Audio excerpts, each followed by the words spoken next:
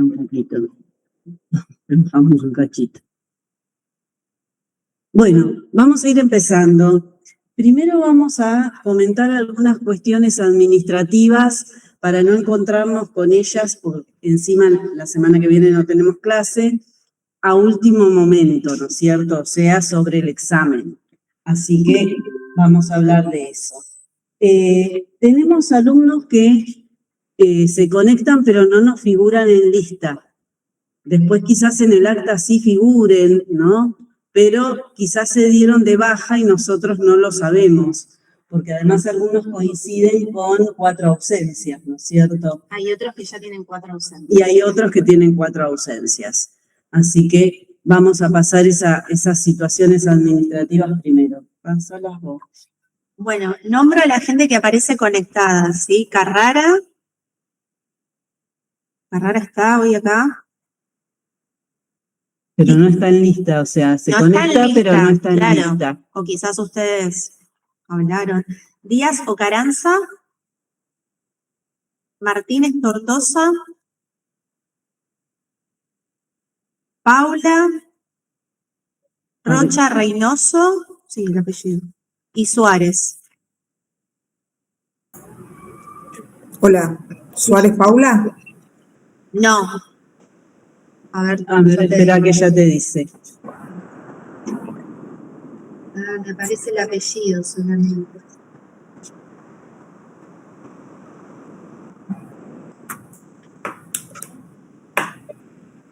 No, Paula es otro apellido.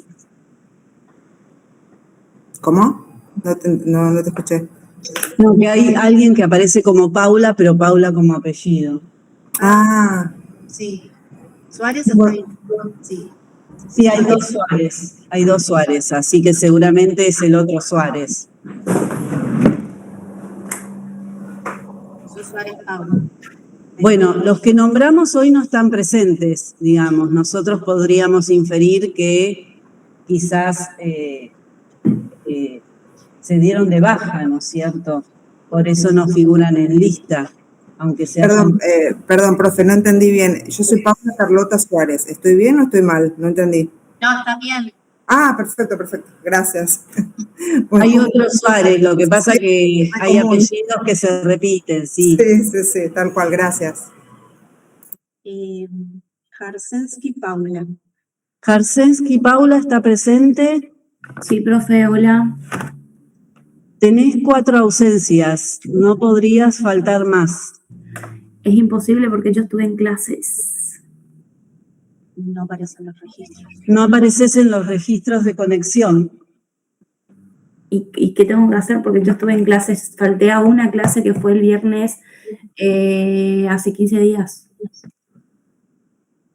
Consultá en alumnos en relación a los registros de conexión, pero o a la parte técnica, sí, porque no apareces en el registro, pero nosotros vamos viendo el envío de clase a clase que nos manda Bedelía y ahí no apareces en el registro. Bueno, dale, voy a comunicarme, gracias. De nada. Rocha Abril. Rocha Abril. ¿Está presente? Bueno, Rocha Abril le pasa lo mismo. En el caso tuyo, Paula, por lo menos hoy estás presente, con lo cual no excediste. Si son 4, estás con 4, ¿no es cierto? En el caso de que sean, ¿no? En cambio, Rocha Abril, si hoy no está, sería la 5ª. Pérez Fernanda. Pérez Fernanda. Fernanda Florencia. Fernanda Florencia Pérez.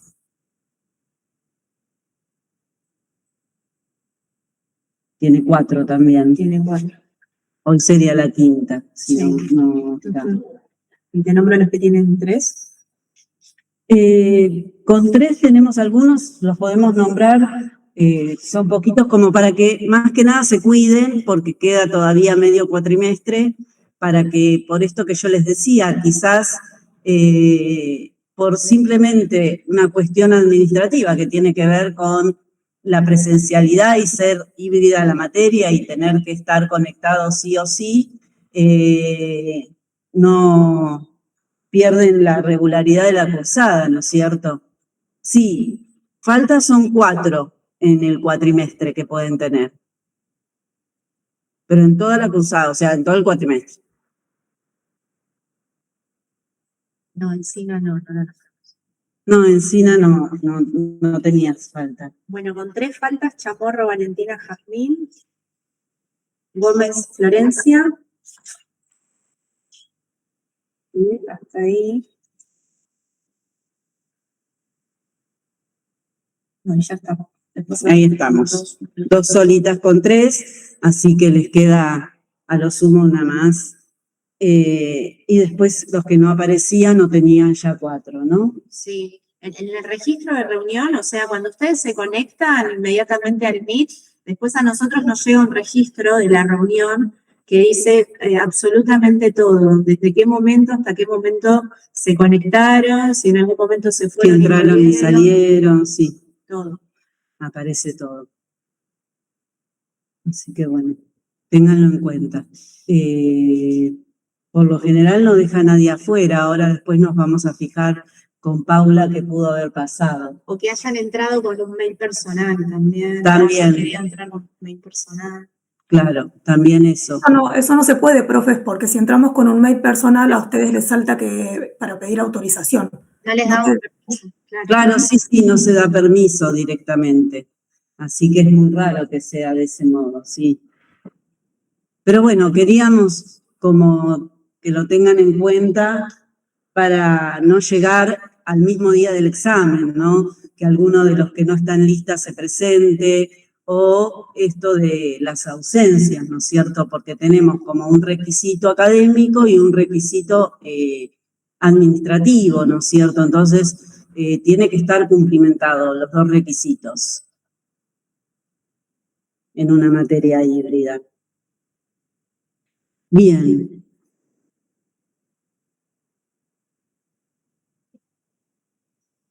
Igual tu caso, Paula, lo vamos a revisar de nuevo, ¿no es cierto? Para ver si figurás en el curso, si apareces en el campus. Nosotros también tenemos los alumnos de dicho curso, a ver si estás allí. O sea, vamos a tratar de volver a verificar todo. Igual por tu lado, fíjate y haz el comentario de que los profesores te dijeron que no aparecías en la conexión y que vos te conectaste. Entonces, eso. Dale, gracias, profes. Nada. Incluso si hay grabación y en alguna clase participaste, eso puede ser prueba de que estabas en la clase también, ¿no es cierto? Como para pedir que administrativamente lo solucionen. Bien. La subimos más tarde, actividad, pero tienen tiempo igual. Sí, tienen la actividad de la viñeta número 3 que no estaba activada, que la subimos en esta semana, pero tienen tiempo para realizarla hasta el miércoles próximo, así que si no la vieron aún, todavía tienen tiempo para realizarla, dicha viñeta. ¿Algo más? No, creo que no. Quedaba solo eso, la clase y la viñeta. Bien. Hoy vamos a trabajar el código de FEPRA, que es lo que nos queda. Vamos a actualizar también los textos que entran, ¿les parece? Así queda en la grabación, por si alguno hoy no está, también. Y ustedes también saben qué textos leer. Tenemos para la primera unidad la ficha de cátedra en relación a los conceptos de valor, moral y ética, más el capítulo correspondiente de Ramos Monte, que también habla de valor, moral y ética, y de Caló, que también habla de ética en salud mental.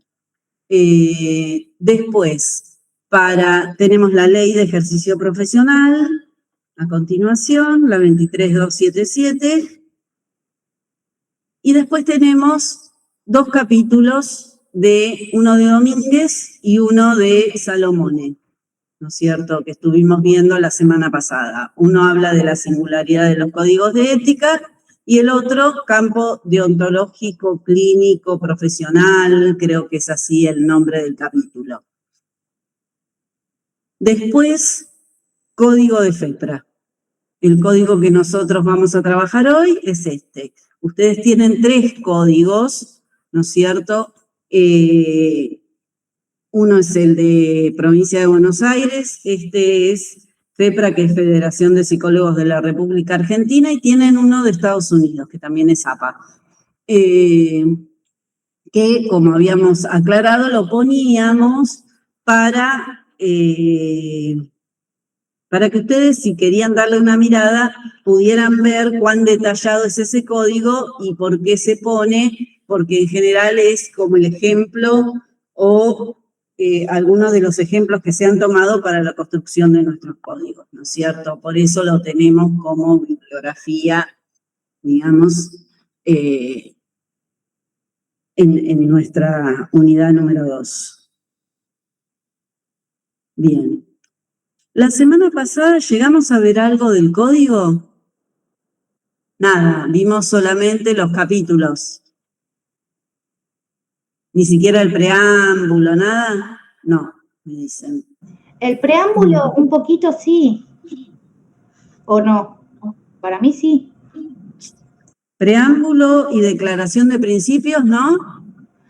No, habíamos quedado que eso lo veríamos hoy, en esta clase. No llegamos a ver nada de códigos.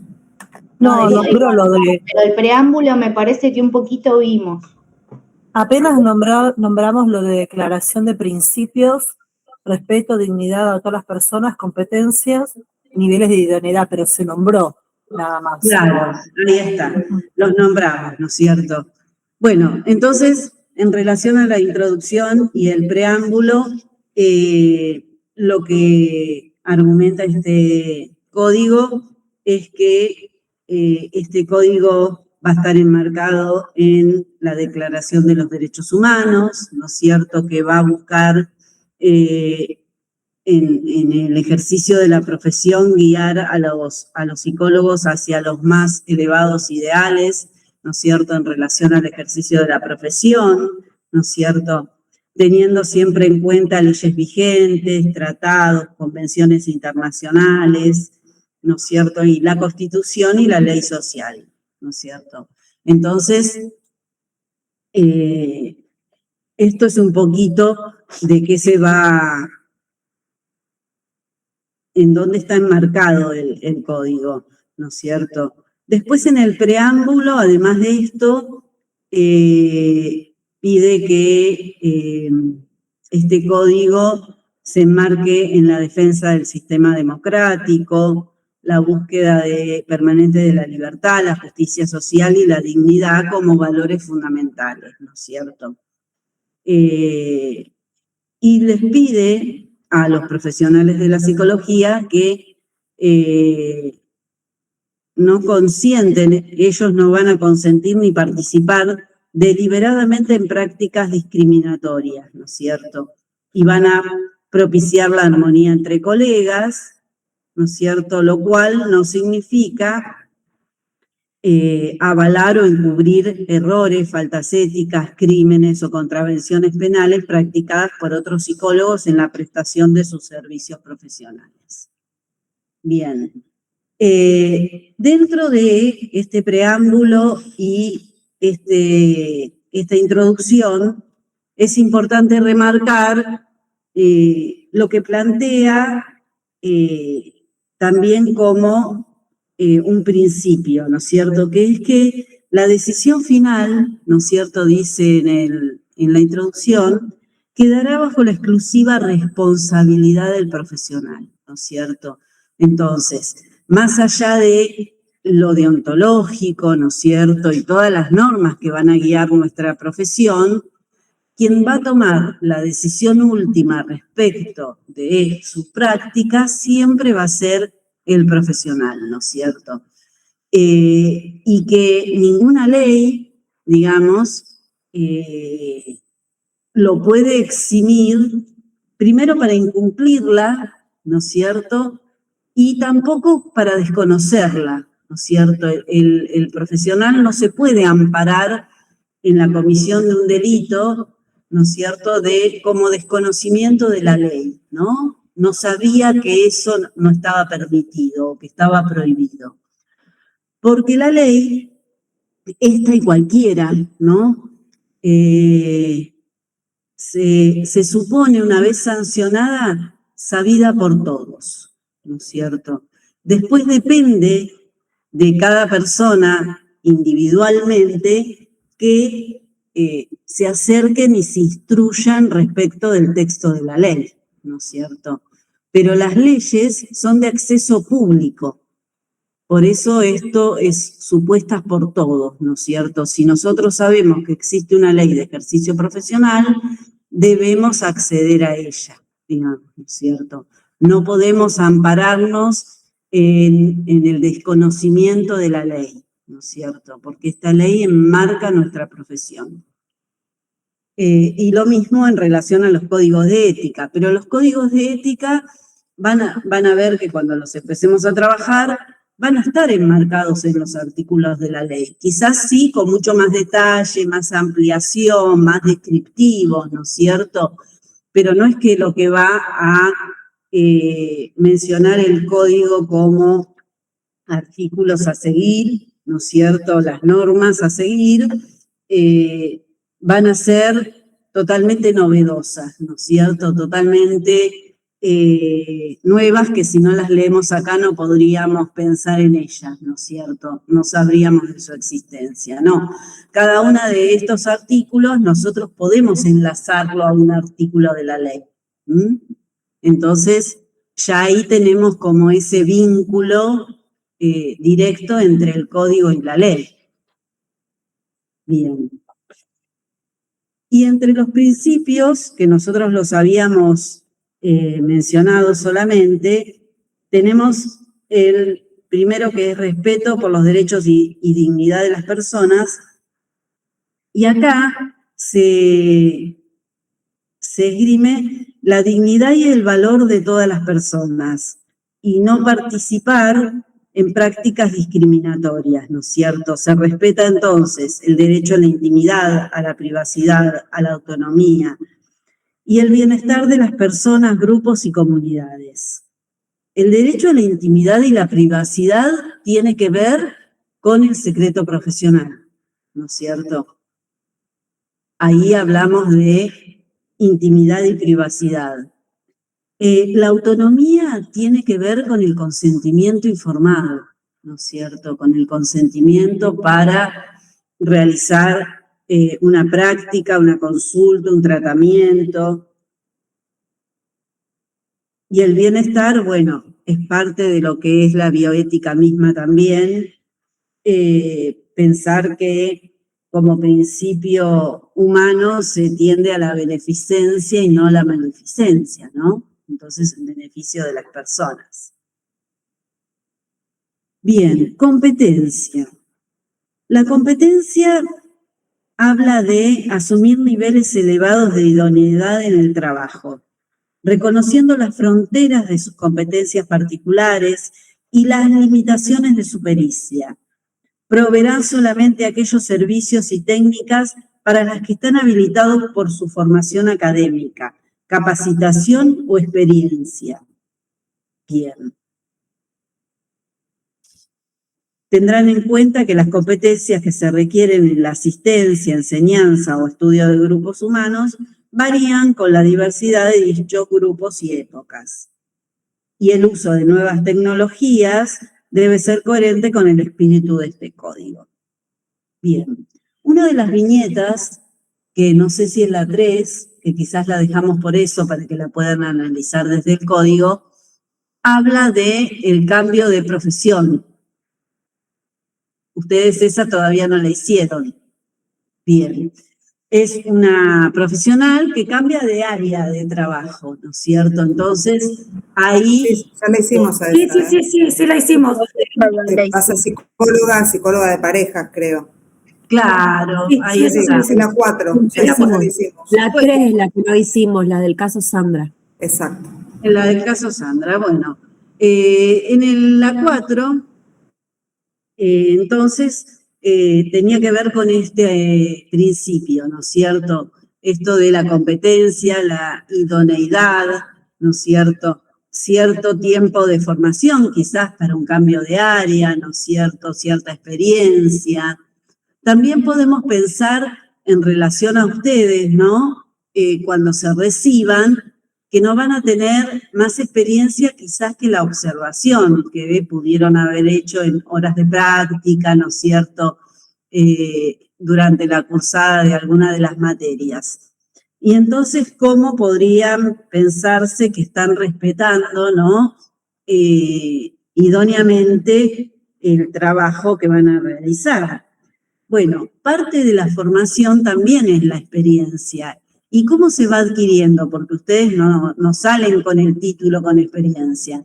¿Cómo se va adquiriendo esta experiencia? Bueno, muchas veces acompañado, ¿no es cierto?, en alguna institución, con supervisión, ¿no es cierto?, con a veces observaciones nuevamente, ¿no?, en un área específica o en alguna institución, hasta que después de un tiempo uno empieza ya con el trabajo. De ese modo, damos resguardo, digamos, a este artículo que nos pide idoneidad, ¿no es cierto?, competencia. Sumamos, digamos, a la formación la experiencia, aunque sea incipiente, ¿no? Y siempre ténganlo en cuenta que es mejor acompañado, ¿no? Desde lo institucional, por lo menos quizás en los primeros tiempos, ¿no?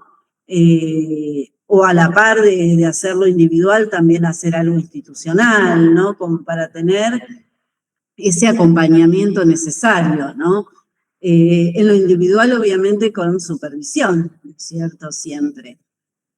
Como para poder pensar un poco cómo vamos logrando esa idoneidad más allá de la formación, ¿no? Porque la formación puede continuar, que es lo que dice el siguiente punto, ¿no? Compromiso profesional y científico, entonces pide promover a la psicología como saber científico a través de un constante desarrollo personal, científico, técnico y ético. Los psicólogos se mantendrán actualizados en el conocimiento científico y profesional, reconociendo la necesidad de una formación continua y harán un uso apropiado de los recursos científicos, profesionales, técnicos y administrativos. En relación a esto de la formación continua, no necesariamente tiene que ser de grado o de posgrado, ¿no es cierto?, esta formación. Ustedes pueden hacer diferentes cursos, pueden hacer formaciones prácticas, ¿no? Pueden hacer actualización. Continuo también puede ser periódico, en ciertos periodos, ¿no es cierto? No es que van a tener que tener la misma cantidad de horas que tienen la cursada de grado, ¿no es cierto?, para que se piense en continuidad. Quizás una vez al año uno hace algún curso, concurre a un congreso, alguna conferencia, ¿no es cierto? Va manteniendo de a poco esa actualización que éticamente se pide que conservemos, ¿no es cierto? Alguien levantó la mano y la bajó. Que iban a consultar. Participar en grupos de estudios podría ser también. Tengan en cuenta que siempre que puedan tener algo que les dé algún tipo de certificación, les va a servir, ¿no? Quizás un grupo de estudio les sirve como conocimiento propio, personal, ¿no es cierto?, y un desarrollo en el área específica donde ustedes se están dedicando, pero cualquier tipo de certificación les va a servir para currículum, ¿no es cierto? Todo lo que uno va acompañando en su currículum con un certificado y que después, a la hora de presentarse en alguna institución, todo esto es tenido en cuenta, ¿no es cierto? Si uno hace la formación quizás de forma privada o en grupo de estudio, no obtiene esta certificación por más que tenga la formación, ¿no? A veces el certificado no valida el conocimiento, pero en muchas instituciones es necesario validar ese conocimiento con un certificado, ¿no? Como ida y vuelta de esto. Entonces, ambas cosas les van a servir, ¿no?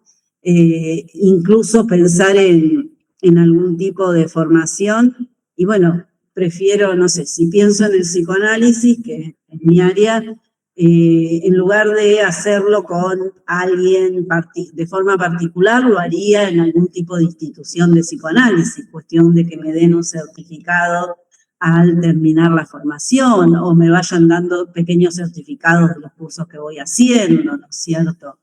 Como, por lo menos al principio, todo esto es importante, porque ustedes van a estar buscando continuar esa formación, actualizarla y poder insertarse de la mejor manera posible en el ámbito laboral, ¿no es cierto? Así que ténganlo en cuenta también en esa búsqueda a posteriori, ¿no? Porque quizás al principio pensamos no estudio más, ¿no? Uno queda agotado después de la carrera de grado. Pero al poquito tiempo, cuando uno empieza a dedicarse a la profesión misma los va llevando a esto de la actualización. Y van a ver que es un estudio distinto, porque va a tener que ver con el deseo, va a tener que ver con la práctica. Uno va a estar focalizado respecto de lo que quiere leer. Ah, me interesa leer sobre, no sé, neurosis, psicosis. Entonces uno va con otro foco, digamos, a esa lectura, a ese curso. Uno va eligiendo, ¿no es cierto? Entonces va a ser muy distinta esa formación. En la de grado, ustedes tienen un programa y tendrán materias que les gustan más y otras que les gustan menos, pero tienen que hacerlas todas, ¿no es cierto?, para poderse recibir. En cambio, en ese posterior, digamos, ustedes van a ir eligiendo por dónde hacer su recorrido, ¿no es cierto? Entonces, no les va a pesar tanto volver a leer y volver a estudiar, ¿no es cierto?, más allá de el cansancio que pueden sentir ahora y las ganas de terminar o recibirse, porque los va a convocar incluso la práctica, ¿no es cierto? Un caso que tiene alguna dificultad, uno dice, ay, voy a volver a leer esto porque hay algo que se me está escapando y lo tengo que volver a pensar, lo tengo que volver a leer, lo voy a supervisar, el mismo supervisor les puede sugerir una lectura para que les esclarezca. Entonces van a estar con otro enfoque, con otro deseo. Así que pensar en ese compromiso está bueno y se va dando a veces hasta naturalmente, ¿no? Bien, integridad, siguiente punto. Los profesionales de la salud, ¿no es cierto?, van a informar de sus antecedentes profesionales, curriculares, sus servicios, sus honorarios, sus investigaciones, docencia, y en ello no deberán hacer declaraciones falsas o engañosas, ¿no es cierto? Se van a desempeñar siendo sumamente prudentes, ¿no es cierto? No van a emitir, digamos, ni informes ni devoluciones que devalúen o discriminen, ¿no? Asimismo, van a procurar que su sistema de creencias, valores, necesidades y limitaciones no generen efectos adversos en su trabajo. Bien. Acá tenemos como algo interesante y hay un caso, digamos, en nuestro país que fue en Santa Fe, en donde una psicóloga fue sancionada por intervenir en un caso de aborto. Digamos, una niña pequeña había sido abusada por su padrastro y había logrado que legalmente se autorizara el aborto, para lo que estaban de acuerdo la madre, la niña, y había todo un acompañamiento, ¿no es cierto?, desde el hospital para esta situación que se iba a llevar a cabo en las semanas siguientes. Digo siguiente, ahora van a ver por qué.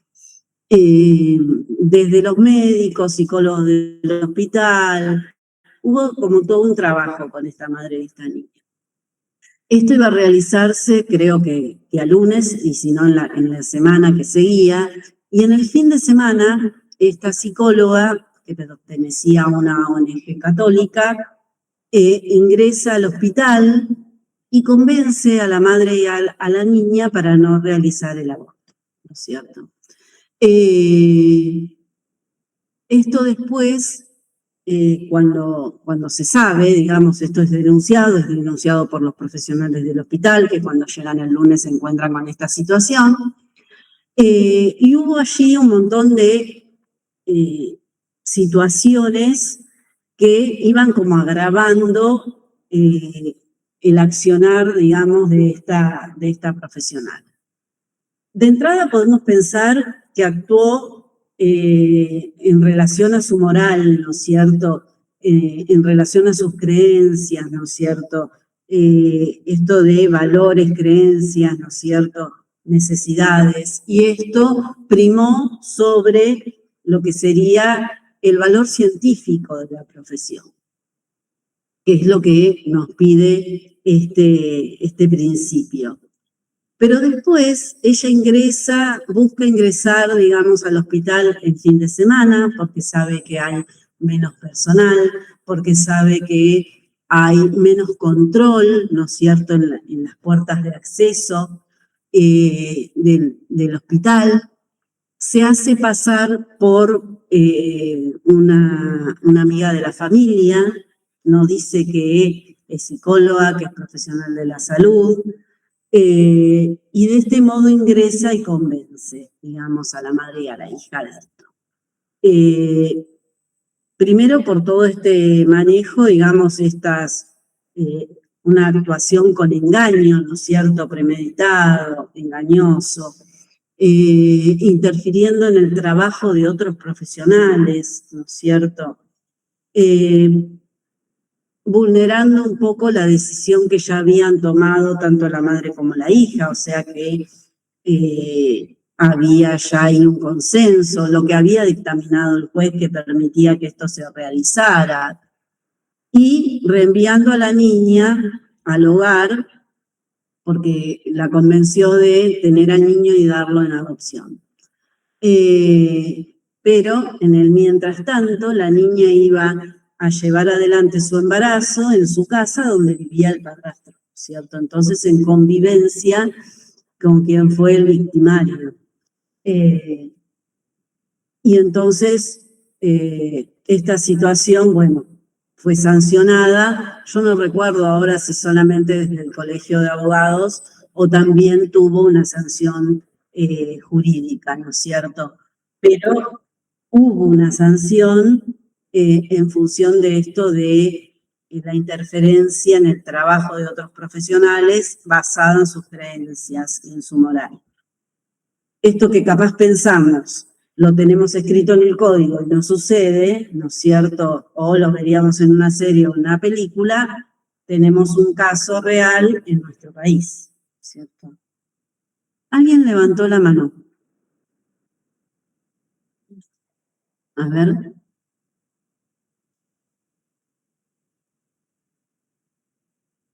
No.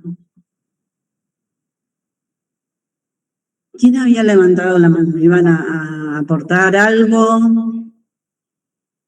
Aprovecho para hacer una consulta sobre este caso. ¿La psicóloga era terapeuta tratante de la niña embarazada o simplemente una persona que se mueve por sus creencias religiosas? No, no era tratante de la niña, quienes habían llevado, digamos, la niña previo al embarazo no estaba en tratamiento, empezó a estar en tratamiento dentro del equipo del hospital, ¿no es cierto?, para evaluar la situación de la niña, ¿no es cierto?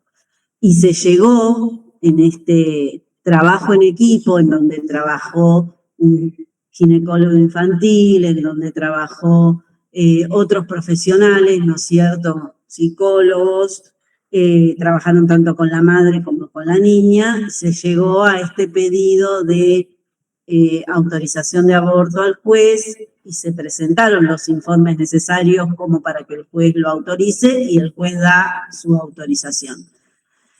Todo esto llevó cierto conocimiento porque hubo cierta mediatización del caso en algún momento, ¿no es cierto? Entonces, de ahí es donde toma conocimiento, ¿no es cierto?, esta psicóloga que pertenecía a una ONG católica. Profe, ¿puede Sí. ser que sea el mismo caso? No sé, sé que hubo un caso similar que no le permitían el aborto, no sé por qué, a una niña, y que intervino, creo que el intendente del lugar, algo así, y fue que se lo hicieron legal, obviamente, pero medio escondidas.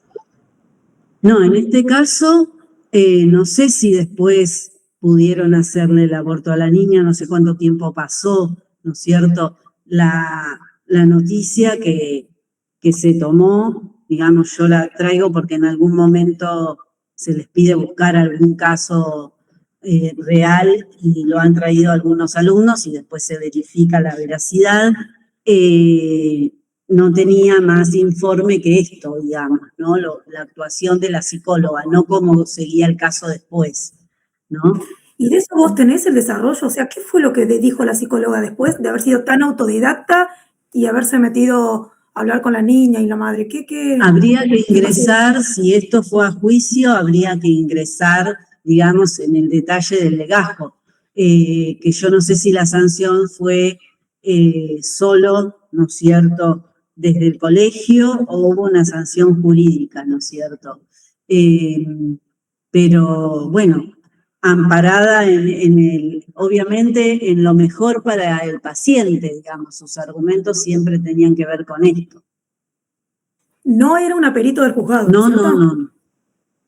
No. Es una persona que decide intervenir y hace una intrusión en un equipo terapéutico no siendo parte Exacto. de ese equipo terapéutico. Entonces ahí creería que es para retirar matrícula.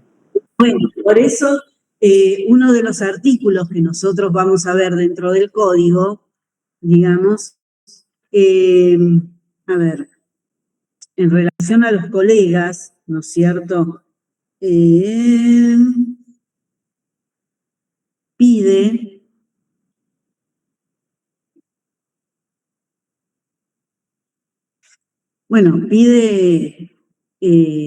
abstenerse de efectuar comentarios, o sea que mucho más de interferir, ¿no es cierto?, en el trabajo de un colega.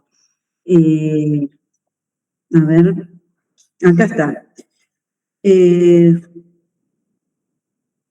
No, esto es difamación. Acá. No.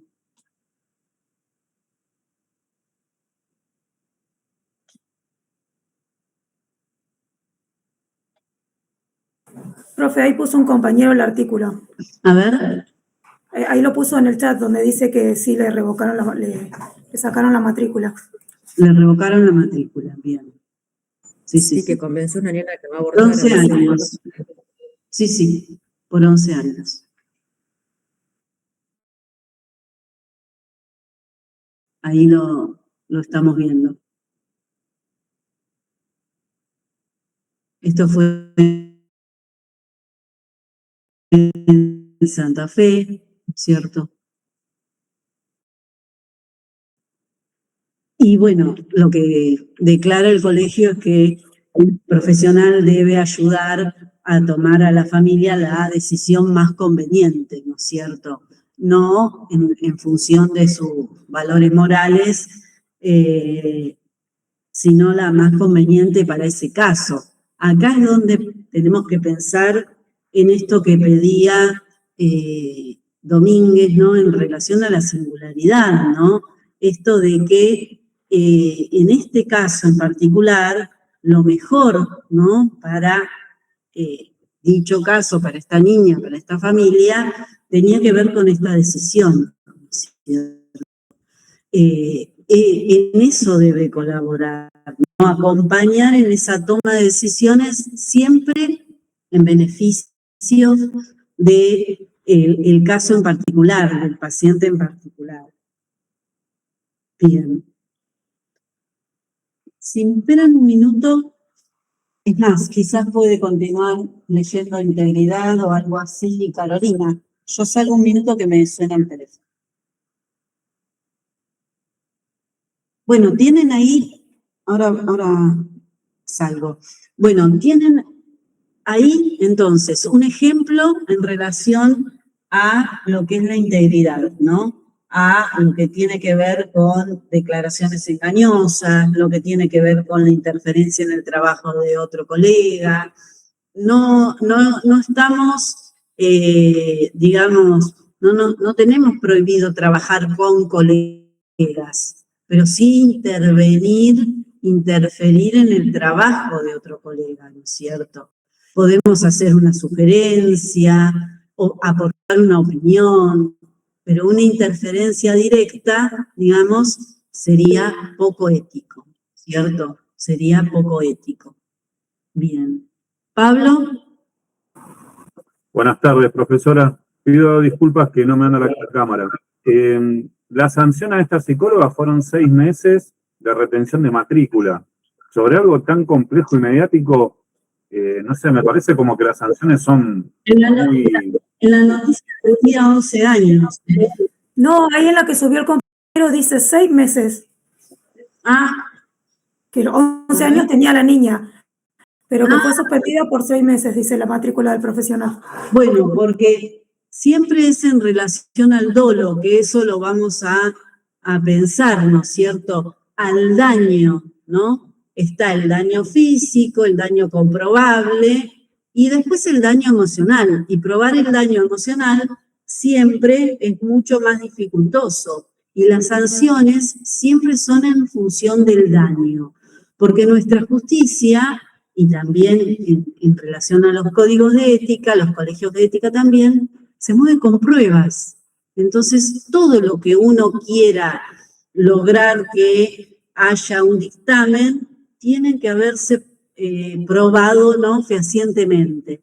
Y si la psicóloga se defiende en relación a esto y que el único daño fue la espera en el tiempo del nacimiento del niño y no se comprueba el daño emocional que pudo ocasionar esa espera a la niña del embarazo, ahí no hay un dictamen tan severo, aunque nosotros pensemos que la falta ética fue importante y fue grave.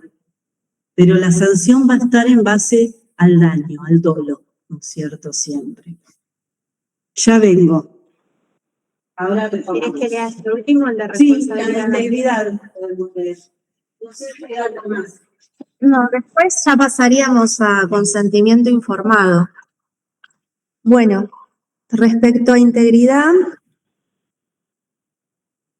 a ver, ahí miro.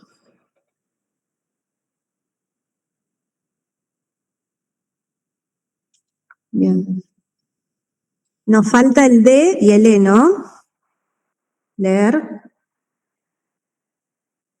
Bueno, respecto a integridad, los psicólogos se comprometen a promover la integridad del quehacer científico, académico, de la práctica de la psicología. Al informar acerca de sus antecedentes profesionales y curriculares, de sus servicios, sus honorarios, investigaciones y docencia, no deberán hacer declaraciones falsas o engañosas. Este es el que leímos recién. Bueno, pasamos al último, responsabilidad social, ¿sí? Los psicólogos se comprometen a asumir sus responsabilidades profesionales y científicas hacia la comunidad y la sociedad en la que trabajan y viven. Este compromiso es coherente con el ejercicio de sus potencialidades analíticas, creativas, educativas, críticas y transformadoras.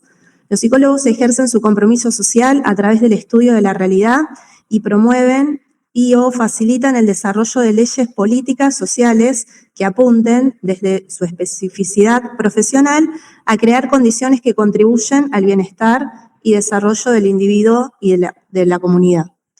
Bueno, acá apunta un poco a al compromiso, ¿sí? O sea, uno asume también desde cualquier profesión un posicionamiento, ¿sí? Estamos trabajando con personas, acompañando también en el sufrimiento, en distintas situaciones como vamos viendo en los casos.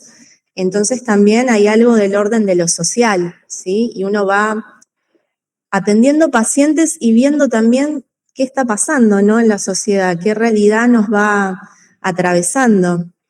¿Qué les parece a ustedes? Porque últimamente, por ejemplo, yo estoy escuchando mucho en los medios que decían que en Argentina hay mucho auge de hacer terapia, de psicoanálisis más que nada, pero a su vez somos un país con un alto índice de ansiedad, ¿no? Después, bueno, habría que ver esto, pero nos atraviesa, ¿sí? Y nosotros también, de alguna manera, con nuestro trabajo, atravesamos a la sociedad. Entonces, uno va viendo también en la clínica qué es lo que se va presentando, ¿no? Y cómo se puede trabajar también con esto. Ay, qué rápido que hiciste, yo ya estaba ocupada hablando. Seguí hablando. No, leímos el último, el de responsabilidad social, porque después vi que viene consentimiento informado, pero bueno, nada, decía esto del compromiso que asume uno, que es una posición política en realidad esta profesión, y que nos atraviesa y nosotros también podemos ejercer desde ir viendo qué pasa en la sociedad. Nada, porque les contaba que el otro día vi que tenemos alto índice de ansiedad, así dice, en China, que uno en la clínica, bueno, sí, va viendo. Sí, o sea, no podemos estar exentos de nuestro contexto social. Sí, y se toma postura política y también es ética, digamos. Conforma nuestra ética, nuestra postura social, digamos, ¿no? Y política. Y nos pide responsabilidad social el código, ¿no es cierto?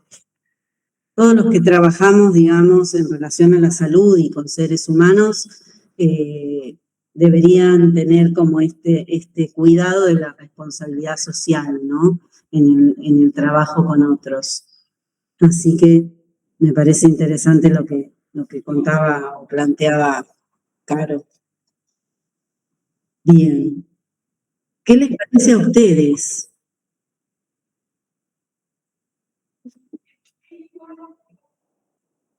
Sí, podemos pensar en pandemia, podemos pensar en la tecnología en relación a los niños, ¿no? Pensar cómo va a ser el futuro, cómo hay muchos casos de autismo actualmente, ¿no? Y si eso tiene que ver con contextos que tienen que ver con la tecnología, con contextos que tienen que ver con que los papás trabajan y no están en casa, ¿no es cierto? Si tiene que ver con un contexto histórico también esto, ¿no? Donde el medio también colabora para que en nuestra profesión tengamos como más cantidad de determinadas patologías, menos cantidad de otras, se vayan resolviendo de alguna manera otros trastornos que en otras épocas se encontraban muchísimo más presentes, ¿no es cierto? Soledad, después Pablo. No, que pensaba en esto, ¿no? De el contexto social y de cómo nos paramos ahí y lo que decía la profe, ¿no? Decimos, bueno, en Argentina mucha gente va a terapia, sin embargo hay mucho índice de ansiedad y lo relacionaba con dos cosas. Primero lo económico, que también un compañero por ahí lo hablaba, ¿no? En la actualidad mucha gente tiene 2 trabajos y obviamente que va a tener ansiedad, por supuesto, es como no llegar a fin de mes, 2 trabajos, eso, lo económico, influye en tu vida psicológica, social, no se puede evitar. Y por el otro lado, me parece que esto quizás es una opinión más personal, si bien en nuestro país hay mucha gente que hace terapia, es cierto, también mediado por lo económico, hay mucha gente que no puede acceder a terapia porque no tiene el dinero, porque la obra social no se lo cubre, porque anda a saber si tiene obra social, porque, y todo eso también dificulta el acceso a terapia, de la terapia de la que sea, psicoanálisis, TCC o lo que necesite la persona, pero no puede acceder el tiempo, obviamente si tenés 2 trabajos, bueno, qué día y en qué momento podés ir a terapia, todo eso influye. Sí, y pensemos más ampliamente. Primero, si tiene obra social. Segundo, si no la tiene, lo que es lo público, ¿no? Que ofrece, digamos, la salud pública en relación a la salud mental y cómo esto también fue quizás en decremento en los últimos años, la salud en general, los recursos para salud en general, ¿no es cierto? Y no está exento la salud mental en eso. Después, muchos hacemos terapia. Pensemos en el interior, que capaz quien vive en un pueblo, digamos, para hacer terapia tendría que irse a otro pueblo, porque en su pueblo no hay, ¿no es cierto? O incluso no hay hospital.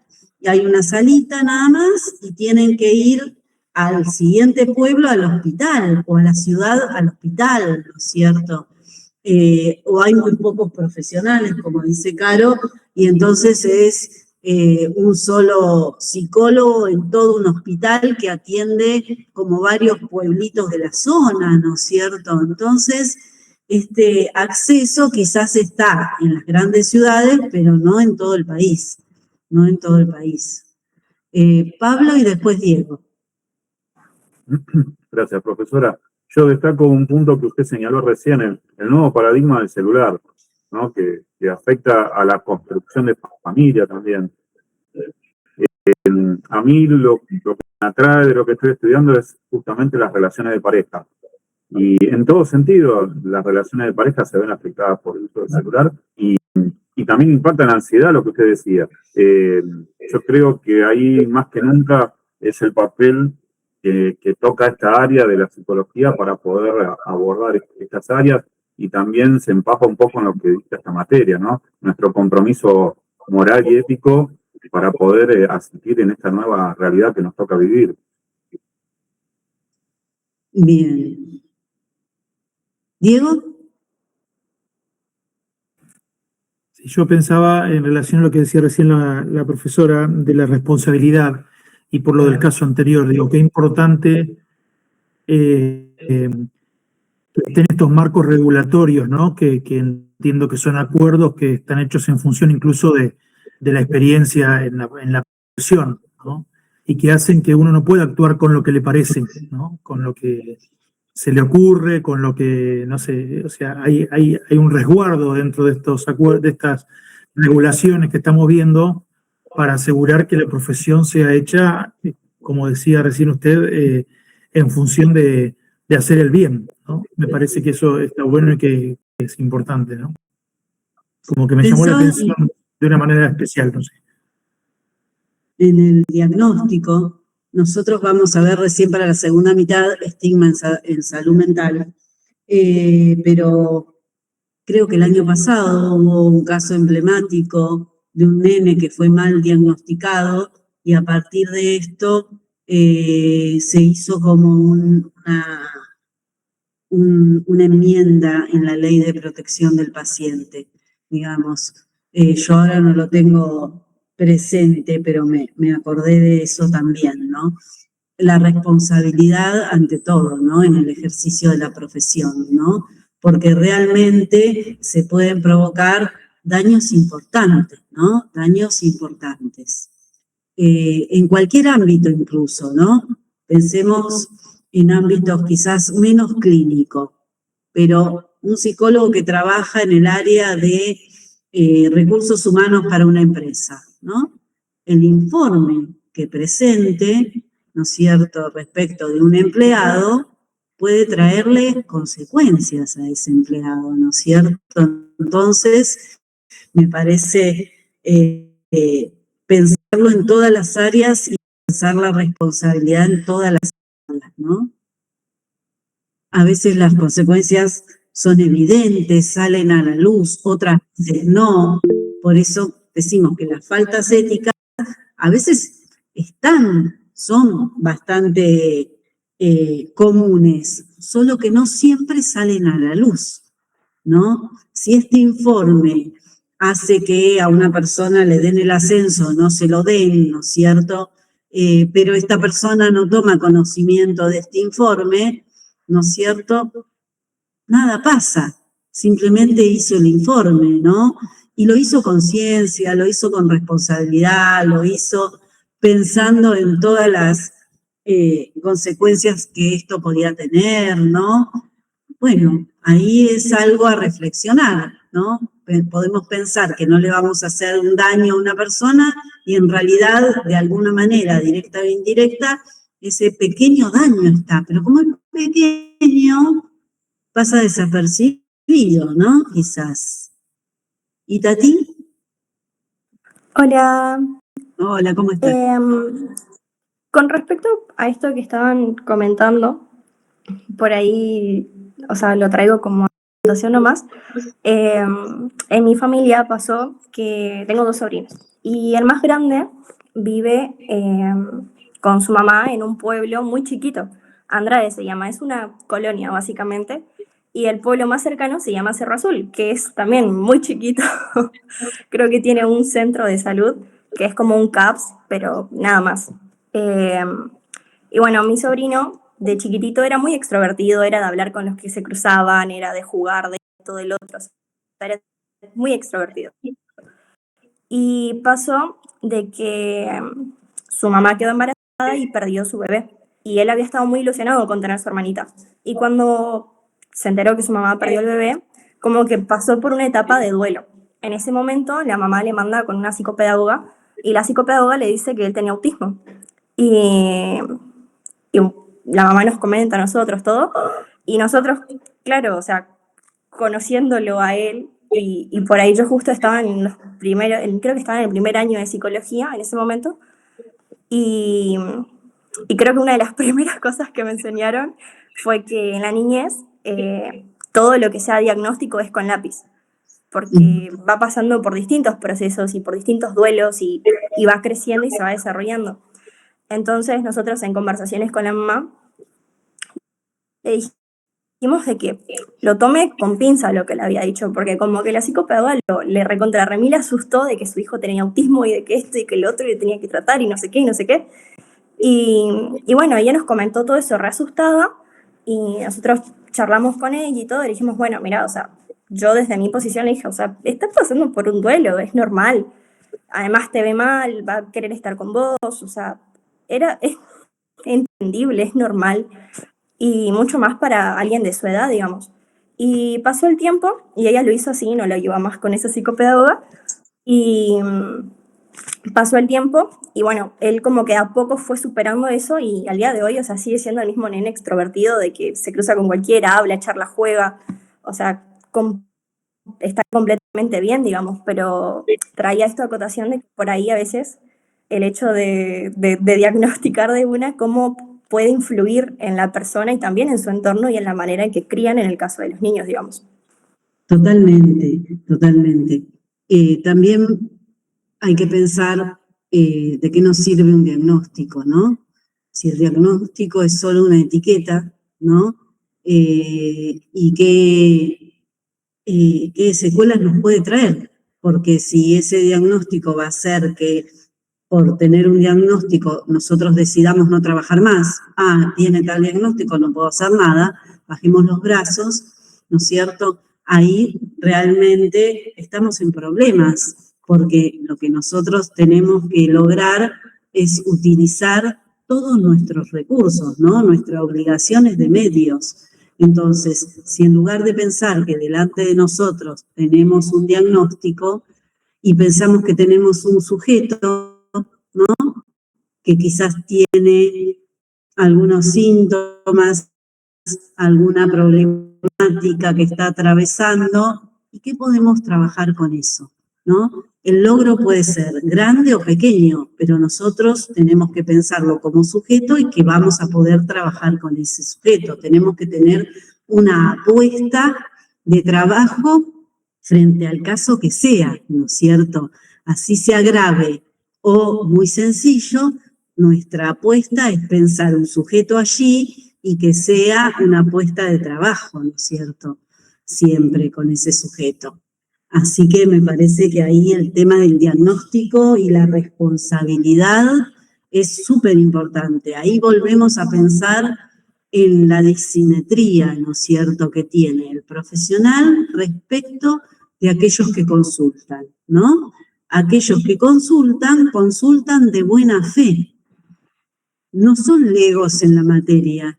Entonces, lo que les diga el profesional lo van a tomar como una verdad, porque de buena fe consultan para que alguien los ayude, les dé respuesta, los acompañe, ¿no es cierto? Entonces, esa disimetría que tenemos, ese rol asimétrico que tenemos con los pacientes, nos tiene que tener siempre advertidos de que no se trata de un rol de poder, sino de un rol de responsabilidad, ¿cierto?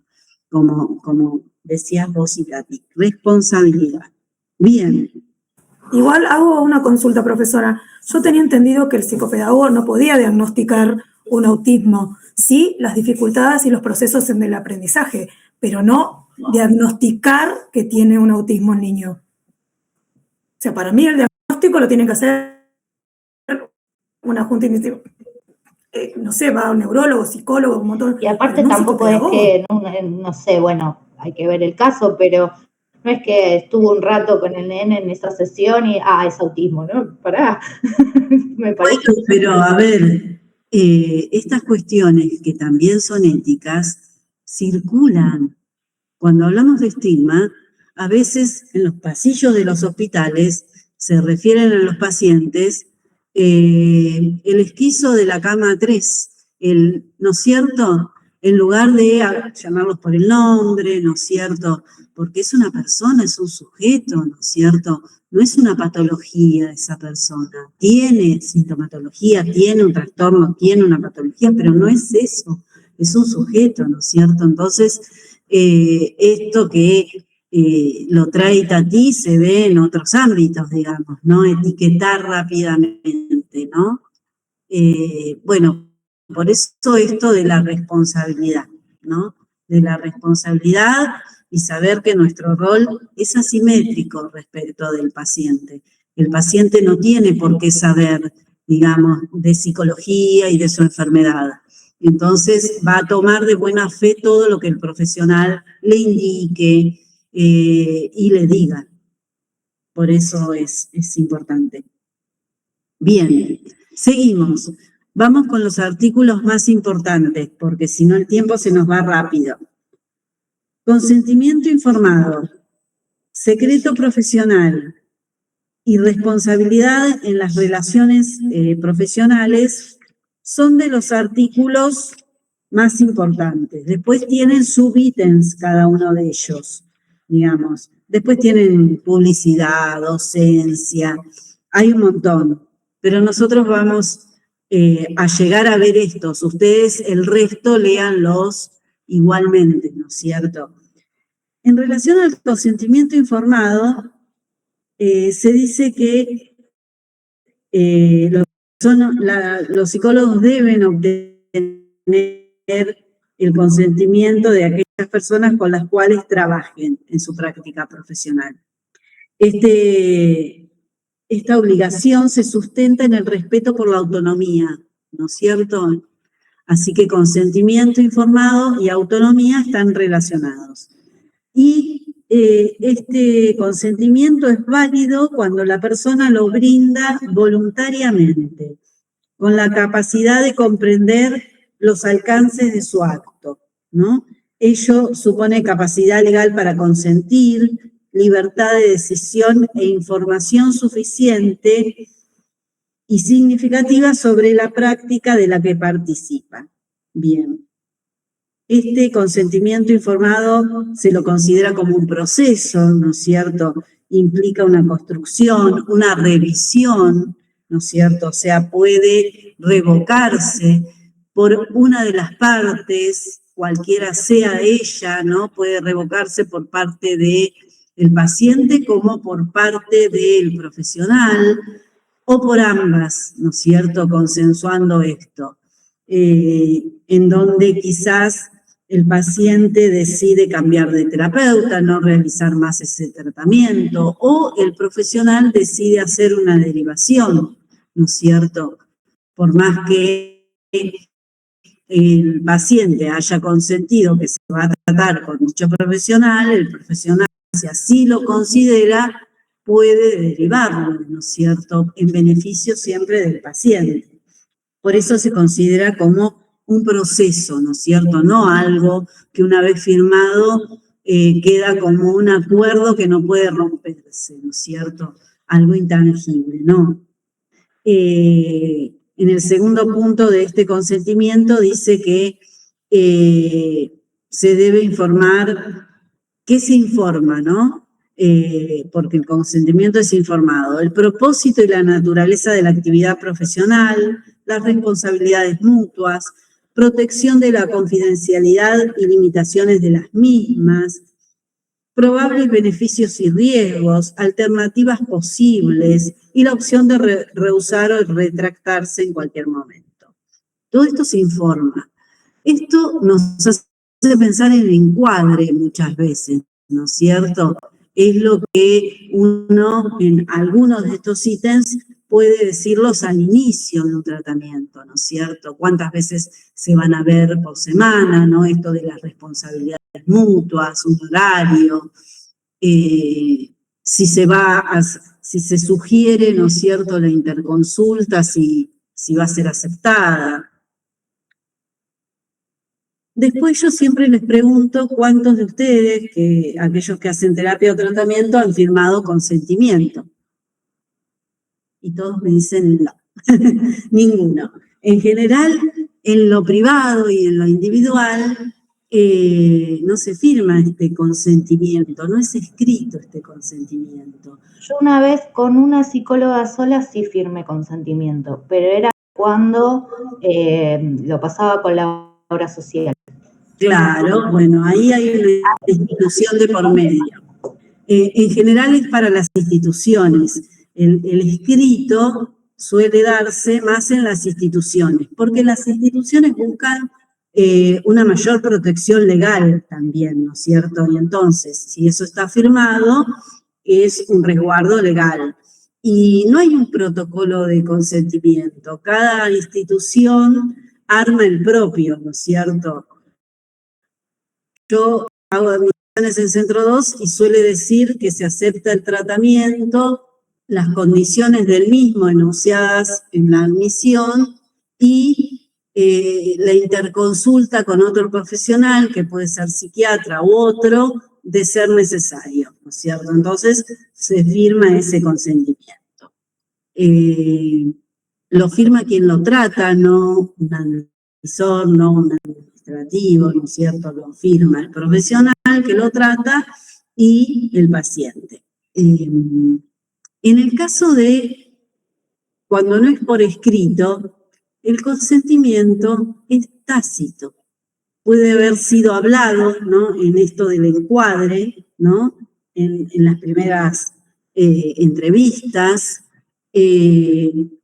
y con más o menos información, ¿no?, porque a veces se da bastante información y a veces se da poca información. Quizás el paciente pregunta el tipo de orientación que tiene el terapeuta, porque no lo sabe, porque se lo pasó el número el amigo de un amigo, ¿no? Entonces, no sabe exactamente la orientación del terapeuta, se la pregunta, esto es parte de la información que le podemos dar. La cantidad de tiempo, ¿no? También ahí se aclara que quizás no hay, salvo que sea para una obra social, que los tiempos son, o una institución, que los tiempos están determinados, digamos. En lo individual o en lo privado podemos decir que va a depender de cómo vaya el tratamiento, ¿no es cierto? Que no hay algo cronológico estrictamente establecido, ¿no es cierto? Entonces uno le está informando que depende del desarrollo, de ese tiempo. Y esto de, bueno, la cantidad de veces, el horario, ¿no es cierto? Esta es la información que le podemos dar. ¿cómo se sabe que esa persona consintió? Más allá de que el profesional, cuando le contó este encuadre, la persona dijo, sí, no hay problema, vengo la semana que viene, estoy de acuerdo con los honorarios, lo que sea, ¿no? Se da también por una cuestión tácita de concurrencia, ¿no? Se supone todos somos sujetos de derecho, ¿no? Sujetos que salvo que seamos inhabilitados en nuestros derechos, hacemos las cosas de forma voluntaria, libre y voluntaria. Entonces, es supuesto que esa persona que concurre a un psicólogo lo hace por una decisión voluntaria que ha tomado libremente, ¿no? No obligado. Y la concurrencia, digamos, periódica, da ese consentimiento tácito, ¿cierto? Nadie lo obliga y va a tratamiento. Entonces, si va a tratamiento, está consintiendo dicho tratamiento. Pensaba en los niños y adolescentes. En los niños eso tiene que estar por escrito. Sí, sí, el tutor, digamos, la madre, de dicho tratamiento, ¿cierto? A veces incluso en las instituciones, si los niños son un poquito más grandes, firman ellos también, y también se establece si se pueden retirar solos de la institución, ¿no? O quién los retira, si no es siempre la madre o quien los lleva, no es quien los retira, se deja también asentado, ¿no es cierto? Se dejan como varios ítems asentados en el consentimiento y en el legajo y la historia clínica de ese niño. Sí, porque son menores y a veces puede pasar también que quizás el padre o la madre tenga interés en que ese niño haga terapia, pero la otra parte no. Entonces, bueno, hay que tratar de habilitar esto, ¿no? De tener entrevista con ambos, de que ambos puedan firmar el consentimiento y explicar cómo va a ser el tratamiento, cuánto tiempo y demás. Que no quede la información quizás de un solo lado, porque eso a veces puede complicar. Sí, puede traer manejos, manipulaciones, ¿no?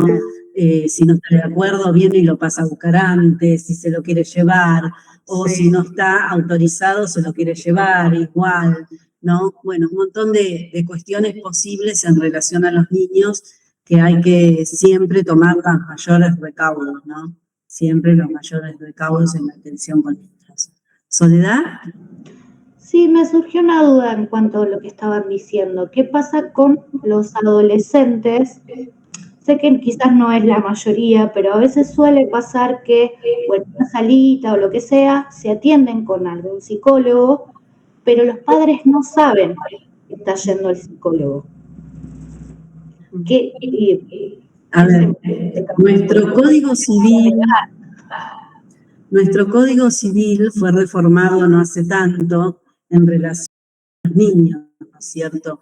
Los niños creo que a partir de 13 años pueden concurrir solos al médico. A la salita, por ejemplo, de barrio. Eso pasa, que a veces van y piden información, y bueno, por un lado está bueno que los orienten, que los informen, que me ha sucedido, y quizás la misma terapeuta de la salita le aconseja o le sugiere, bueno, esto, charlalo en tu terapia, hablalo, comentale a tu familia. Digamos, siempre se sugiere que se incorpore, digamos, y se haga como integral, digamos, con la familia también, ese tratamiento. Pero el niño tiene, digamos, desde el Código Civil la potestad de pedirlo solo, digamos, y de ir a un médico solo a partir de los 13 años. ¿Verónica? Buenas noches, profe. Yo me tengo que retirar porque tengo terapia -20. Quería preguntarle si va a decir algo del parcial, porque mañana mi psicóloga no me puede atender y me cambió para hoy. Hablando de psicólogos. Hablando de terapia de psicólogos. Y de encuadre, ¿no? Todo pega justito, Verónica. Sí. Bueno. No sé si usted va a decir algo, el parcial algo importante, porque para saber, porque el viernes que viene no tenemos. Antes de que vos te vayas, lo decimos, lo iba a decir al final, pero lo decimos. Yo creo que voy a armar un examen con preguntas de choice y de verdadero o falso. O sea, voy a utilizar recursos del cuestionario que nos permite el campus. Y les voy a dar un pequeño ejemplo clínico para analizar. Les digo ejemplo porque va a ser corto y no me atrevo a llamarlo viñeta, digamos. Pero bueno, y se va a tratar de eso. Yo creo que van a ser más o menos 14 preguntas de cuestionario, ¿no es cierto? Que nos va a dar 0,50 por pregunta, más o menos, pensando en la nota, y quizás 3 puntos para el análisis de la viñeta. En el análisis de la viñeta es un análisis teórico-clínico, porque ustedes tienen un caso, y se va a pedir que hagan un análisis teórico-clínico, que no me transcriban, digamos, artículos del código, ¿no es cierto? Solamente ponen todo lo que yo les puse de la viñeta, la vuelven a transcribir, me ha pasado, la vuelven a transcribir y escriben a continuación todos los artículos correspondientes, ¿no? Con número, pero eso es como copiar y pegar, digamos, ¿no es cierto? No es un análisis. Eso es que copio y pego todos los artículos que me parecen pertinentes. Hacer un análisis es otra cosa. Es pensar cómo actuó, por qué actuó así, si fue correcto, no fue correcto, si no fue correcto, por qué no fue correcto, ¿no es cierto? Y lo sustento desde, ahí sí, lo normativo, ¿no es cierto? Que puede ser desde la ley, que puede ser desde el código. No copiándolo, sino sabiendo qué dice ese artículo, ¿no es cierto? Esa va a ser la forma en que se va a evaluar el análisis de la viñeta, ¿no es cierto? Ténganlo en cuenta como para no quedarse solo en una opinión o solo en la transcripción de artículos.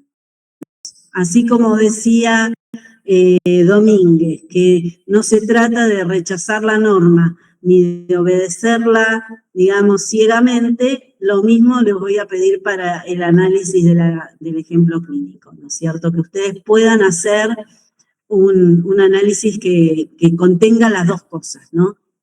Ir viendo todo el desarrollo de lo que estaba aconteciendo en ese ejemplo y sustentarlo desde lo teórico o lo normativo. Listo. Eso va a ser un poco... Profe. De nada. Gustavo. Perdón, a esto que dijo súper interesante, consulto. ¿La conexión va a ser en el mismo horario? ¿El tiempo? Vamos a tener 2 horarios. Ah, perfecto. Vamos a tener un horario por comisión. La comisión 1 va a estar a las 6, la comisión 2 a las 19.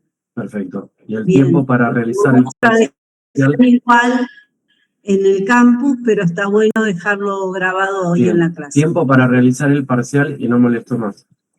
En general, dependiendo de la cantidad de preguntas, es el tiempo, pero no va a superar la media hora, digamos. Vamos a tener como media hora para dar presente y media hora para hacer el examen. Muy amable, profe, gracias. Entren en la comisión que corresponde, ¿no es cierto? Porque si no después yo no tengo a dónde pasarles la nota en el acta si no está en esa comisión. Queda grabado en el campus como ausentes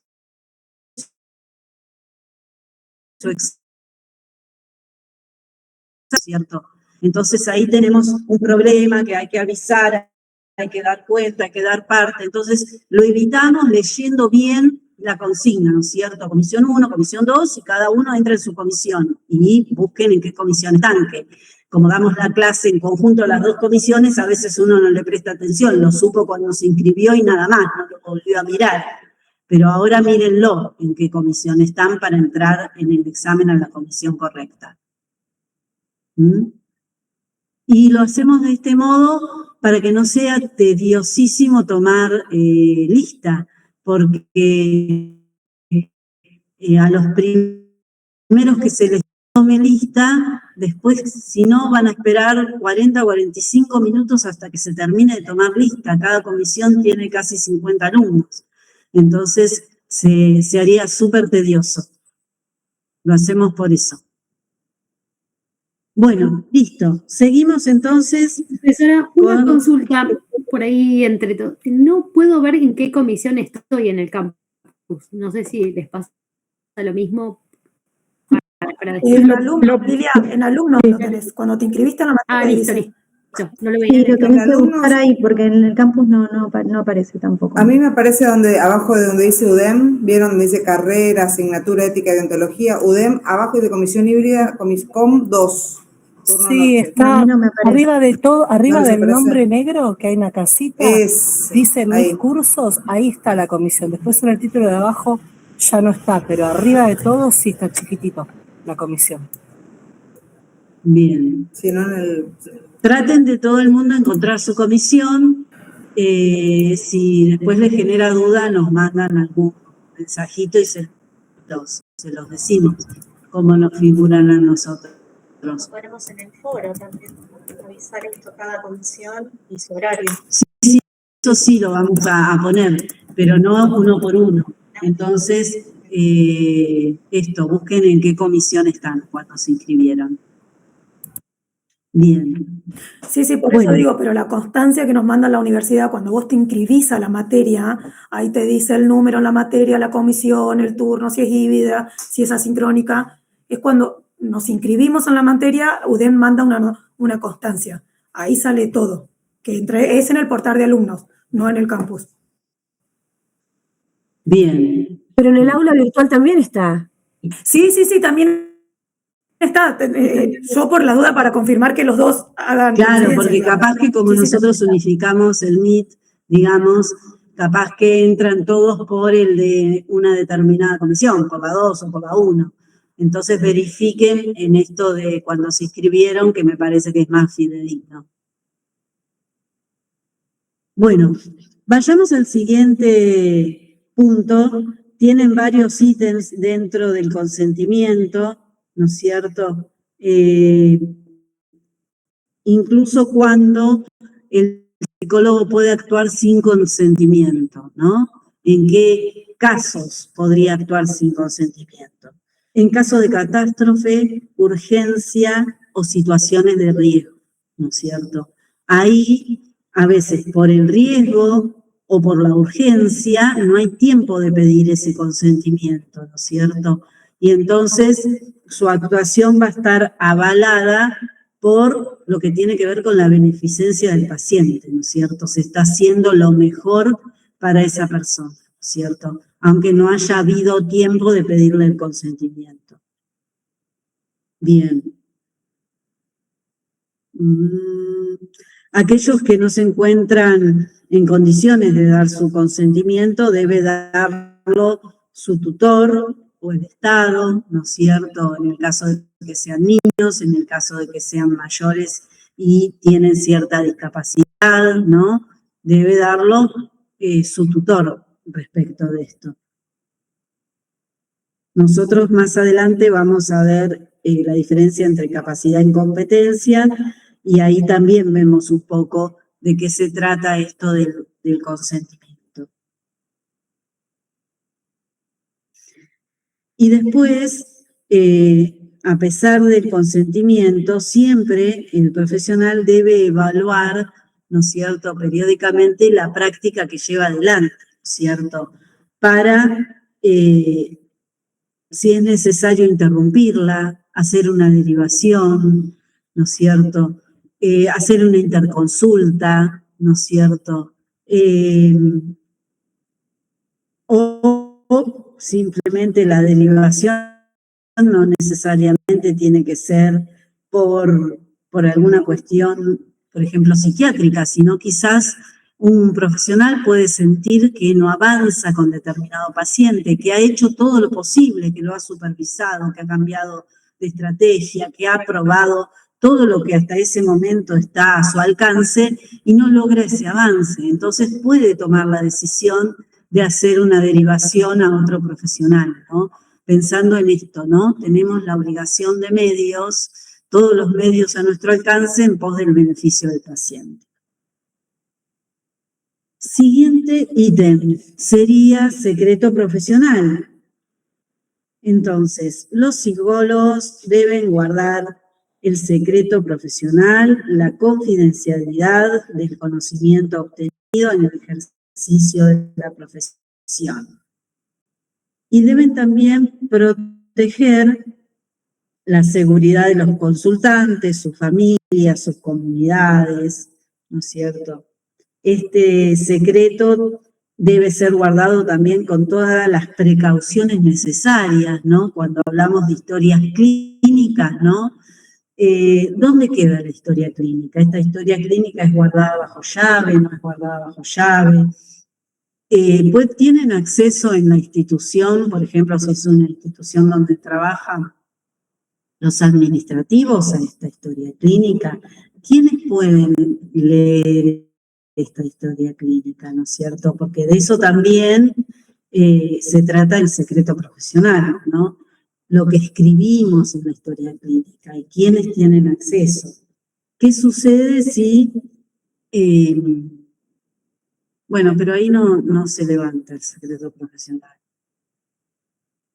Eso lo vamos a ver con la historia clínica. Si se pierde, si se produce un incendio, una inundación, ¿no? Pero lo vemos cuando veamos historia clínica, no tanto secreto profesional. Los resguardos posibles, también piénsenlo en relación a la tecnología. En alguna época algunos profesionales, no sé si hoy en día algunos lo seguirán haciendo, grababan las sesiones para volverlas a escuchar.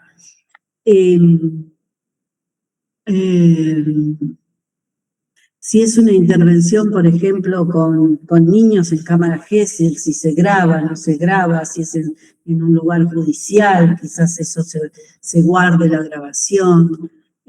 Bueno, después, ¿quién queda a resguardo de esta grabación, ¿no? Por eso pide todas las precauciones necesarias, ¿no? Si se atiende online, ¿no es cierto? Que sea un medio seguro, ¿no? Para que no haya interferencia, ¿no? Esto que decíamos recién de los pasillos de las instituciones o de un hospital, esto de no comentar un caso en el pasillo, ¿no es cierto? Que esos profesionales tomen el resguardo, la precaución necesaria de irse a un lugar donde estén más a resguardo, sientan que nadie más los puede escuchar, y no cerca de una sala de espera donde otros pacientes podrían escucharlo, ¿no es cierto? Que quizás no hablan del paciente que está escuchando en sí, pero hablan de otros, y eso también hacen ella, porque así como hablan de ese otro, pueden hablar de mí en algún momento, ¿no? Entonces todo eso juega en contra después en relación a la valoración profesional, a la valoración institucional, hacia el establecimiento de la transferencia, ¿no? Hacia el buen desarrollo del tratamiento. Lilian. Hago una pregunta. Yo trabajo en escuelas y a veces los psicólogos mandan como la información de ese paciente en un sobre cerrado, como que no quieren que el paciente sepa. A mí siempre me hace pregunta esto porque digo, como súper cerrado, así con plasticola, como, digo, ¿no tiene que saber quién consulta al espacio de psicología? ¿Qué se dice, qué se transmite de la persona? Porque está encerrado, digo. Hay algunos protocolos, si vos trabajás en educación, a veces cuando se firma, sucede más quizás en las escuelas privadas, pero cuando se firma el ingreso escolar, la normativa institucional, ¿no? Que se acepta toda la normativa institucional, quizás dentro de las cláusulas de este consentimiento y aceptación está la evaluación, ¿no es cierto?, psicológica, ¿no es cierto?, que se le puede hacer internamente al alumno. y el padre firmó esto. A veces uno no lee todo o lo lee en el momento, pero después no lo recuerda. Por lo general se avisa de que es derivado a gabinete o no y que se hizo la interconsulta, pero no se envía de mutuo propio el informe. Quizás en ese caso el padre tiene que pedirlo o consultar, ¿no es cierto? Porque esto es como uso interno, digamos, de la institución, ¿no es cierto? No es que el padre o la madre llevan al niño al psicólogo, ¿no es cierto? Esto es dentro de la institución. Entonces, por lo general se informa que concurrió a gabinete y ahí el padre puede hacer ese pedido de consulta, que puede darse un informe verbal, se puede pedir escrito, y ahí lo armarán también la psicóloga o la psicopedagoga. Quizás no sea el mismo el informe que se hace institucional interno dentro de la institución al que se le brinda a veces al padre, ¿no es cierto? Eso depende de cada institución, ¿no es cierto? Se informa así que se lo deriva a gabinete o que se hizo la consulta, digamos. No se brinda muchas veces, en general, de motus propio, un informe de esa concurrencia, salvo que el padre lo pida. A veces aparece en lo que es jardín, aparecen dentro de los ítems cuando trimestralmente o cuatrimestralmente se da todo un informe de aprendizaje y dentro de todos los ítems de ese informe también se pone algo que tiene que ver con lo psicológico, con lo emocional, ¿no es cierto? Que fue tomado por la maestra desde el informe que hizo la psicóloga o la psicopedagoga y lo transcribe en este informe en general, que tiene muchos ítems, ¿no? Por lo general es un poco así que se maneja. Yo no he estado trabajando a nivel escolar, pero más o menos este es el manejo, por lo que sé. Va el sobre cerrado justamente porque capaz viaja a través del cuaderno de comunicaciones y también los chicos, piensen en los más grandes, tienen acceso a eso y puede generar ahí como curiosidad, mirar y demás. Y se busca que la comunicación quizás sea, en este caso, directamente con la familia. A veces se los puede citar, otras no, entonces viaja cerrado, digamos, el informe. Sí, también puede ser que no retire un familiar al niño, lo retira, o sea, no lo retire la mamá o el papá, y lo retira, no sé, la abuela, la tía, la madrina, la niñera, ¿no es cierto? Y que quizás, si no está cerrado, lo puede abrir y leer, ¿no es cierto? Ahí también podría pasar eso. Sí, lo pregunto más en el sentido de que a veces parece que no se quiere, como que me parece que tiene derecho quien consulta a saber qué se dice de esa persona. Obviamente que hay cosas que se hablan entre profesionales, pero como que se oculta cierta... Sí, pero en el colegio son informes, son evaluaciones, no es tratamiento, ¿no es cierto? No es que hay una historia clínica, hay un legajo de ese niño en donde se van poniendo diferentes informes, ¿no es cierto? Son informes. Cuando se trata de historia clínica, cualquier paciente puede pedir la historia clínica, porque la historia clínica pertenece al paciente. El dueño de la historia clínica es el paciente, ¿no es cierto? Pero en lo que es escolar no es una historia clínica, es un informe que se agrega al legajo de dicho niño, ¿no? María Gabriela. No, esto quería agregar que dentro de lo que es el ámbito de educación de gestión pública, informes a nivel escolar. Sí, lo que tenemos es informes pedagógicos, porque siempre el abordaje institucional dentro del ámbito educativo es en función de la trayectoria educativa y justamente con clave pedagógica. Generalmente estas cuestiones de informes psicológicos se dan en el ámbito privado, donde muchas veces inclusive se hacen test o se hacen evaluaciones al momento de aceptar a ese niño o niña dentro de la institución, cosa que no está aprobado por normativa. porque hay familias que pueden acercarse diciendo a inspección que se le negó la vacante en una escuela de gestión privada, más allá de que la escuela tenga su idiosincrasia y bueno, y sus formas de manejarse.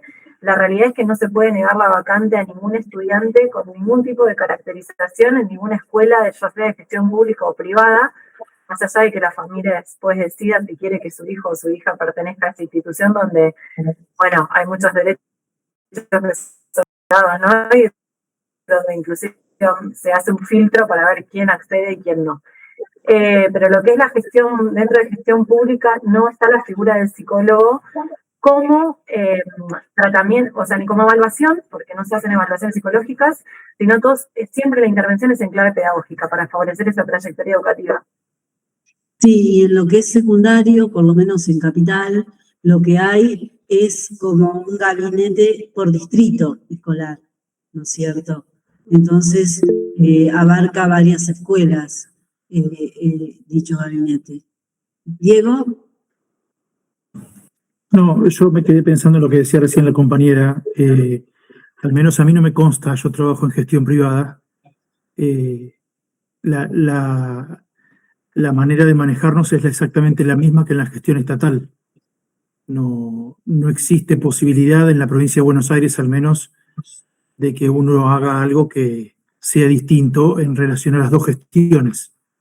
Eso no quiere decir que pase, ¿no? Puede ser que tanto una gestión como la otra puede hacer algunas cosas que no tienen que ver con lo que se disponen, ¿no? Pero sí, a veces es el protocolo de ingreso, ¿no es cierto?, que oficia de cierta discriminación, ¿no es cierto?, porque en algunos colegios tienen prioridad aquellos que son, por ejemplo, hijos de exalumnos del colegio, ¿no es cierto? Entonces, esos niños tienen prioridad con la vacante, y entonces ahí habría cierto sesgo de discriminación frente a todos los que pudieran querer ir a dicho colegio, ¿no es cierto? En gestión privada, ¿no? Lo digo. Así que también eso sucede, digamos, sucede. Bien. Bien, seguimos entonces un poquito más con secreto profesional.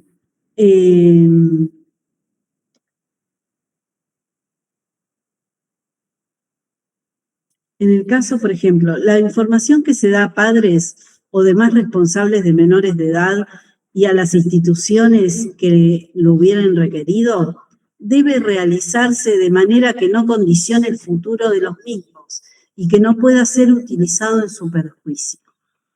Digamos, el Código de Ética pide esto.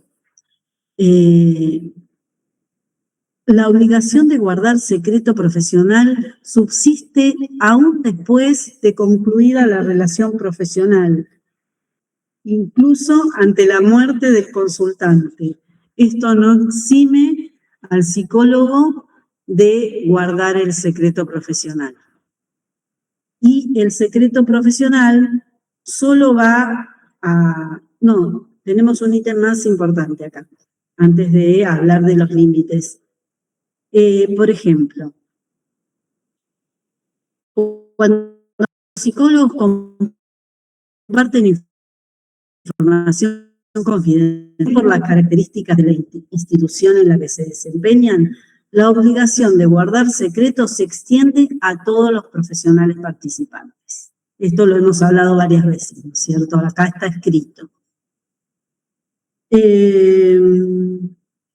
Después, los psicólogos mantendrán y eliminarán los registros de acuerdo con las reglamentaciones vigentes de un modo que permita cumplir con los requisitos de este Código de Ética. Los registros o la historia clínica de un paciente es un documento de valor legal y entonces se resguarda como cualquier documento que tiene valor legal por 10 años. Recién ahí se pueden eliminar los registros, ¿no es cierto? O las historias clínicas.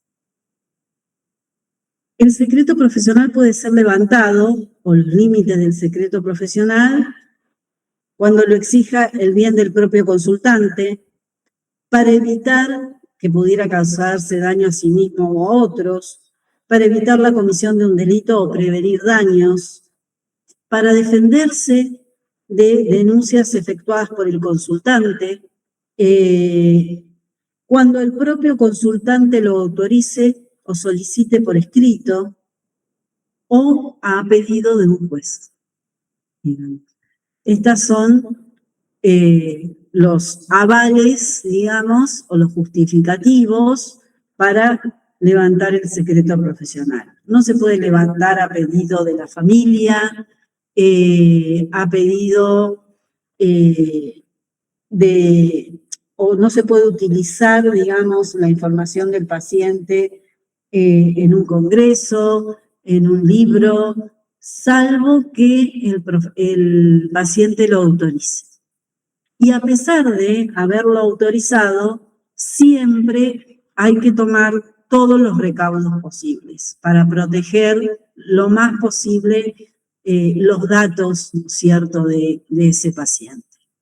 Tratando de cambiar nombres, lugares, fechas, si no atañen a lo que uno quiere exponer, ¿no? Si no entorpecen el propósito de dicho caso, ¿no? De la exposición de dicho caso. Si es posible, siempre todos los resguardos. Y después lo siguiente es la responsabilidad en las relaciones profesionales, que no nos queda mucho tiempo porque algunos tienen otra materia y porque incluso esta aula después la usan. Pero lo vamos, aunque sea, a mencionar, que tienen que ver con no satisfacer intereses personales, ¿no es cierto?, en el ejercicio de la profesión, evitar establecer relaciones que desvíen o interfieran los objetivos por los que fueron requeridos sus servicios, sean estas religiosas, políticas, comerciales, etcétera. Acá podemos pensar en el ejemplo de la psicóloga de Santa Fe, ¿no es cierto?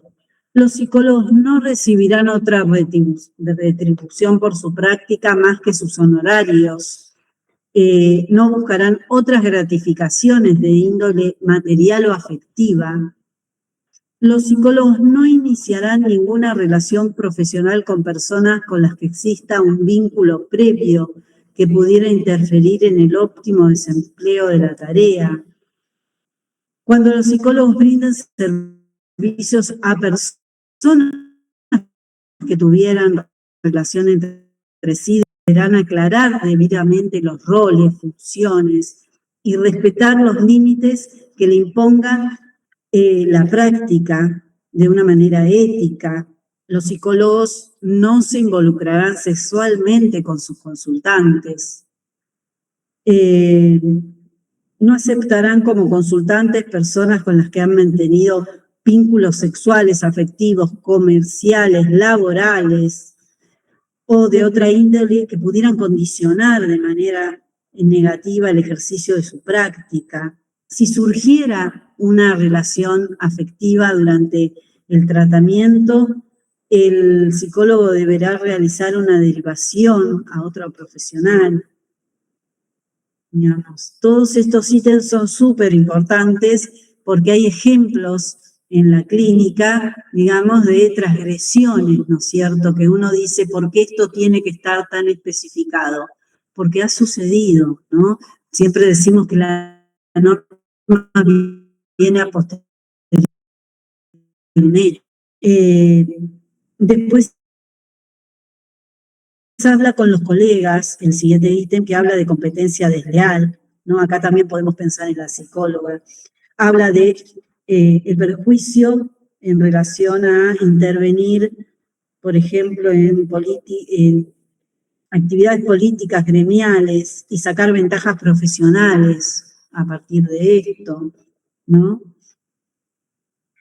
Obtener, digamos, sus cargos públicos o privados vía concurso o con medios éticos, ¿no es cierto? Esto tiene que ver con el acomodo, el soborno, el serrucharle el piso a un colega, para decirlo en criollo, ¿no es cierto? no difamar a un colega, calumniarlo o tratar de perjudicarlo por cualquier medio, no hacer referencia infundada a su vida privada, ¿no es cierto? Abstenerse de efectuar comentarios respecto del trabajo profesional de sus colegas, salvo cuando estos los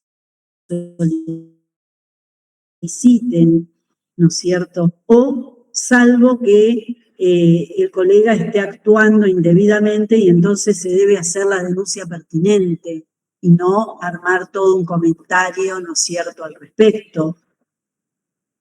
Primero debe corroborar todos estos hechos, ¿no es cierto?, y la información que recibe. Bueno, tienen un montón de ítems, incluso en relación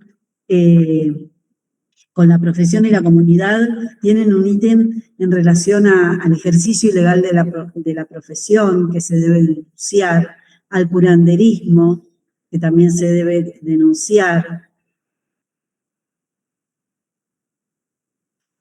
No utilizar su posición profesional o sus relaciones con fines que no concuerden con los valores éticos, ¿no? Yo daba un ejemplo a la mañana también de nuestro país, pero de hace muchos años, un psicólogo muy famoso, que atendía gente de posición adinerada, ¿no es cierto?, por su fama también. Atendía a miembros de una misma familia, ¿no es cierto?, y pasaba información entre dichos miembros de unos a otros y los ponía en contra entre ellos. Cobraba incluso con bienes sus honorarios de esta familia y incluso llegó a asociarse en alguna actividad o negocio con algún miembro de esta familia, ¿no es cierto? Cuando los familiares se ponen a hablar de todo esto, descubren toda esta situación y lo denuncian, ¿no? Entonces fue sancionado en lo civil, digamos, obviamente en colegio no, porque en capital no hay, pero sí en lo civil, en relación de cierto tiempo de suspensión y el pago, el resarcimiento económico, digamos, que no fue igualmente al valor de lo obtenido, pero hubo un dictamen de resarcimiento económico, digamos, ¿no es cierto? Hay como ejemplos que nosotros pensaríamos son fragantes, ¿no es cierto? Dan vergüenza ajena, ¿cómo pueden hacer eso? Y han ocurrido, ¿no? Esto que yo les decía, vean la serie Gypsy, ¿no? Y ahí se ve todo lo que no se debe hacer y uno dice, bueno, eso pasa en la película, ¿no? Y no, en la realidad hemos tenido en nuestro país casos que han incurrido en un montón de todas estas cuestiones. A veces todas juntas, a veces por separado, a veces en distintos profesionales y a veces en un solo profesional un montón de faltas. Bueno, quedan ustedes terminar de leer el código, ¿no es cierto? Más en detalle, los artículos que faltan, mencionamos los principales, lo hicimos medio al galope porque no nos queda tiempo, así que bueno, nos vemos en 15 días con el examen. En un aviso vamos a colocar esto de las comisiones, los horarios, el